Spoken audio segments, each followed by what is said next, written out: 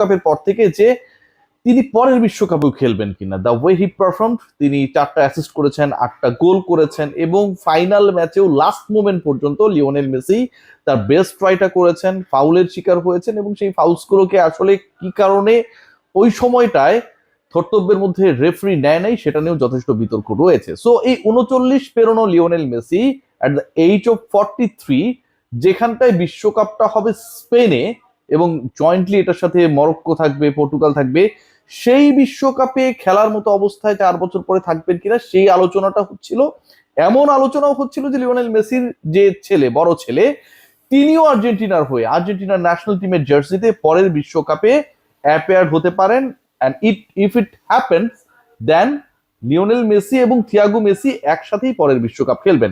গত 2-3 দিন পর্যন্ত এই ডিসকাশনটা চলছিল। আজকে হুট করে যে খবরটা এসেছে সেটা অনেকটাই আমার কাছে মনে হয় যে একটা ধাক্কা। বিশ্বকাপ শেষ হয়েছে, আপনারা সবাই জানেন যে 22 তারিখে, এবং আজকে জানানো হচ্ছে 20 তারিখে, দুঃখিত, লিওনেল মেসি তিনি তার অবসরের পরিকল্পনা, ফুটবল থেকে অবসরের পরিকল্পনা করে ফেলেছেন।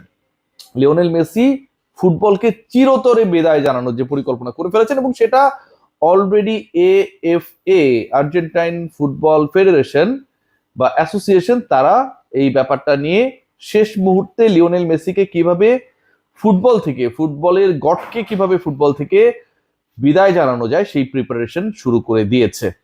সো আমার কাছে মনে হয় যে এই নিউজটা হুট করে আসাটা একটা সেটব্যাক। মানে লিওনেল মেসি অবসর নিতে চান, সেটা তিনি তো বিশ্বকাপের শেষেই নিতে পারতেন। বিশ্বকাপের শেষে আমরা দেখেছি যে কয়েকটা গণমাধ্যমেও কিছু ইন্টারভিউ এসেছে যেখানটায় লিওনেল মেসি তার স্ট্যান্স ক্লিয়ার করেছেন, দল ভালো খেলে নাই, ইয়ামালকে নিয়ে তিনি অনেক বেশি সন্তুষ্ট, অনেক ধরনের ডিসকাশন আমরা পেয়েছি ইভেন আর্জেন্টাইন টিম ম্যানেজমেন্টের পক্ষ থেকেও। কিন্তু লিওনেল মেসি অবসরের সিদ্ধান্ত সহসা জানাচ্ছেন, এইরকম প্রেডিকশন কারোর মধ্যে ছিল না।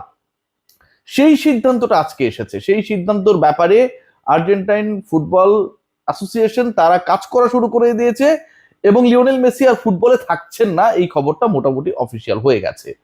আর্জেন্টিনার বিশ্বকাপের ফাইনাল হার লিওনেল মেসির হুট করে অবসরের সিদ্ধান্ত জানানো অনেকগুলো ষড়যন্ত্র তত্ত্বকে উস্কে দিচ্ছে এবং সেই ব্যাপারগুলোকে আসলে অ্যাভয়েড করার সুযোগ খুব একটা নেই। হ্যাঁ, অনেক রিউমার্স হয় যখন কোনো দল পরাজিত হয়, যখন কোনো দল জিতে যায়, বাট সেই রিউমার্স গুলোর ক্ষেত্রেও কিছু কিছু ক্ষেত্রে কিছু ভ্যালিড গ্রাউন্ডস কিন্তু থেকে যায়, যেগুলো রিউমার্স গুলোকেও আসলে রিয়েলিটির সাথে কানেক্ট করতে হেল্প করে। যেই পয়েন্টগুলো নিয়ে আলোচনা হয়েছে সেটার মধ্যে অন্যতম গুরুত্বপূর্ণ পয়েন্ট সেটা হচ্ছে যে ওই যেই ম্যাচটায় লাস্ট 10 মিনিটসে আর্জেন্টিনা অলমোস্ট 2-3টা গোল দিয়ে দিয়েছিল এবং পাউ কুবার্সি যেই গোলটা অসম্ভব দক্ষতার সাথে যেভাবে আটকেছিলেন, জাস্ট গোল লাইন থেকে 1-1.5 ফিট আগে, অলমোস্ট গোল হয়েই যাচ্ছিল, বলা হচ্ছে ওই বলটা গোল লাইন অতিক্রম করেছিল এবং স্পেনের জয় নিশ্চিত করার জন্য সেটাকে রিচেক করা হয় নাই। গোল লাইন যদি বল অতিক্রম করে সেটার একটা শ্যাডো ক্রিয়েট হয় এবং অনেকেই দাবি করছেন, যারা এই ষড়যন্ত্র তত্ত্বগুলোকে নিয়ে আসলে ডিসকাশন করছেন, যে ওইরকম একটা শ্যাডো নাকি ক্রিয়েট হয়েছিল, that the ball it cross the গোলবার।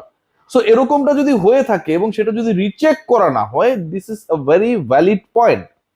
এমনও আলোচনা রয়েছে যে আর্জেন্টিনা ফুটবলার যারা, তাদের যে পরিবারের সদস্যরা, মানে এরকম একটা হাই ভোল্টেজ ম্যাচ, একটা বিগ ম্যাচ, ডেফিনেটলি এর আগের ফাইনালে আমরা কি দেখেছিলাম? এর আগের ফাইনালে আমরা দেখেছিলাম এবারের না থাকা আনহেল ডি মারিয়ার ফ্যামিলি ছিল, লিওনেল মেসির ফ্যামিলি ছিল এবং তারা বিশ্বকাপ জয়ের পরে পুরো পরিবার নিয়ে সেই উৎসবটা করেছিল কাতারে, রাইট? সো যেই দলের ফুটবলারদের সেই এক্সপেরিয়েন্সটা আছে টু টেক দ্য প্রেশার, তাদের ফ্যামিলি মেম্বার গ্যালারিতে থাকলেও যে প্রেশারটা ক্রিয়েট হয়, এক্সপেকটেশন ক্রিয়েট হয়, সেটাকে হ্যান্ডেল করার, এবার সেই এক্সপেরিয়েন্সড ফুটবলাররা, সেই এক্সপেরিয়েন্স টিমের ফুটবলাররা, they did not allowed their family members in the stadium. ভোজিনহার ফ্যামিলিকে লিওনেল মেসি হিউজ টাকা খরচ করে, ডলার খরচ করে টিকিটের ব্যবস্থা করে দিয়েছে। বাট আমরা বড় ফুটবলারদের অথবা ফুটবলারদের যারা আর্জেন্টিনার প্রাণ ভোমরা ছিল তাদের ফ্যামিলি মেম্বারদেরকে দেখিনি কেন? বলা হচ্ছে যে দেয়ার ওয়ার সাম থ্রেটস, যে ফ্যামিলি মেম্বাররা যেন মাঠে না যায় অথবা আর্জেন্টিনা যেতে গেলে তাদের পরিবারের উপরে, এগুলো সবগুলোই কিন্তু রিউমার্স, এখন পর্যন্ত কোনোটাই প্রমাণিত না, বড় ধরনের নাশকতা হতে পারে। এই যে ব্যাপারগুলো, এবং যখন ওই ড্রেসিং রুম থেকে, গ্রিন রুম থেকে বের হয়ে টানেল পেরিয়ে যখন মাঠে আসছিল আর্জেন্টিনা দল, ওই সময়টায় লিওনেল মেসি যেভাবে দলের সদস্যদের সাথে কথা বলছিলেন, শান্ত হতে বলছিলেন, তার মানে আপনি যখন বলবেন যে মানে শান্ত হও, হ্যাঁ ঠান্ডা হও, হোয়াট ডাজ ইট মিন? মানে কেউ না কেউ অশান্ত ছিল, অথবা কেউ না কেউ কোনো একটা পক্ষ অশান্ত করেছিল। আমি শান্ত হতে বলবো কখন? আমি কাউকে কখন কুল ডাউন করব? যখন তিনি কোনো একটা হিটেড আর্গুমেন্টের মধ্য দিয়ে যাবেন, হিটেড টকিংস এর মধ্য দিয়ে যাবেন।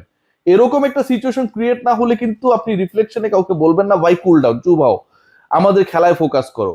নিশ্চয়ই কিছু একটা ঘটেছিল। What actually happened? ওই সময়ের যে ব্রেকটা, ওই 18-20 মিনিটের মধ্যে কি হয়েছিল সেটার কিন্তু প্রপার ব্যাখ্যা আমরা পাইনি। ফুটবলাররা বিচ্ছিন্নভাবে তার ফ্যামিলি মেম্বার এরে ওরে বলেছে যে না তেমন কিছু হয়নি কেন, কিন্তু সেটা তো আসলে সেই উত্তরটা দেয় না।